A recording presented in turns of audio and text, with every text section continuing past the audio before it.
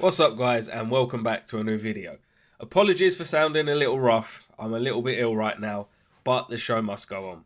I picked up the PS5 Slim Edition this week, so let's take a look and I'll give you my first impressions. Inside the box we get a power cable and some of these little plastic pieces, which are used as feet for the console.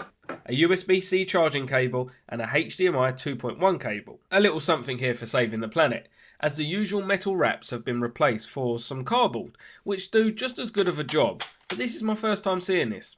Thumbs up. The OG DualSense controller. This is actually my first time holding one of these. And of course, the console itself. Now this is the Slim Edition, so I believe it's stated to be about 30% smaller than the previous model. This is my first PlayStation since the PS2, so I don't have an older PS5 to compare it against. But straight out of the box, I gotta say, I'm really digging the size and the look of this console. The plastic covers are now 4 separate pieces, split kind of at a 2/3 mark. The upper panels are a glossy finish, whereas the lower panels are a matte finish, but I think it looks amazing. Here are some measurements of the console, which I make it about 36cm tall, or 14 inches, and about 8cm wide, or again 3 inches, and this is at the top. The plastic feet which come in the box simply slot into the console where the panels are now split. There are 4 little holes that you can push these pieces straight into. Now you're able to lay the console flat, if this is your preference. On the back we have a HDMI slot, which is actually quite high up on the console, a LAN port, 2 USB-A ports, and a charging port. The front of the console has had some changes too. The LED hue light is now at the bottom, and we have 2 USB-C ports above the power button. And if you have the disc version like I do here, the eject CD button is now on the drive itself. As a first time user for the PlayStation 5, I did indeed actually check out the manual, and I also found it was quite helpful with the quick start guide. There's a little explanation about what's on the screen and the control center. The second manual then goes over how you can remove the covers, as I presume there will be additional covers in the future to swap out to, also a diagram of how to upgrade the memory, and of course how to remove the disc tray, which is easy as pie. The covers and drives simply pop off and snap back on just as easy. This is because the disc drive is actually removable. You're actually able to buy the digital edition and then buy the disc tray at a later date if you wanted to manage costs. The disc version comes in at £480, the digital version is £390, and the disc drive itself is £100. Now I plan to have my console standing up, so I went ahead and bought the additional vertical stand. Now the console itself actually does a really great job at standing up on its own. It's pretty sturdy and I don't see it falling over, so I'm not entirely sure how necessary the vertical stand is, but let's take a look anyway. The stand works for both consoles, and so you are actually provided an extra piece. Also, when unboxing, don't forget the little screw inside the box like I nearly did. It's quite easily missed, and you will need this to secure the PS5 to the stand. The stand itself is actually quite nice.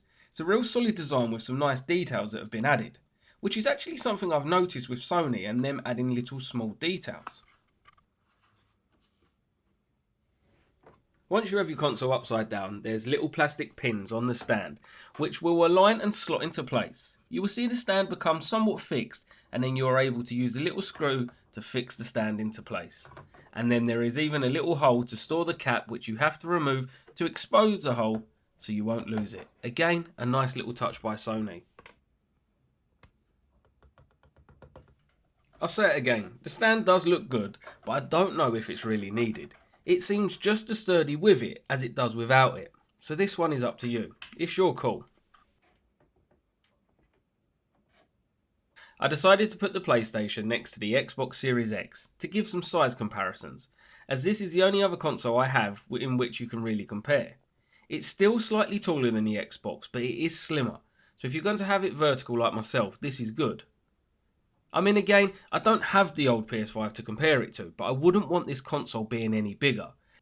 It feels like a nice size at this height and width. Something to note is the PS5 Slim has 1TB of memory, whereas the OG version only has 800GB.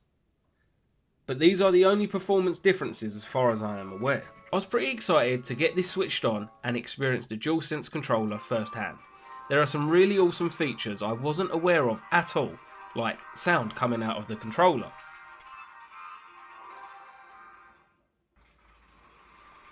The levels of vibration and the adaptive triggers, which do feel incredible when gaming. There's apparently a touchpad on the controller, And it also has motion sensor, which feels like an incredible amount just for a controller. There's even a microphone at the bottom.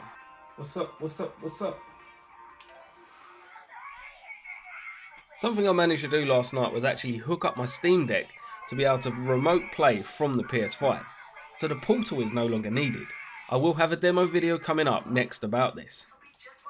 But that's a quick look at the new PlayStation 5 Slim and my first impressions. I hope you enjoyed the video, and until next time, I'll see you soon. Thanks for watching.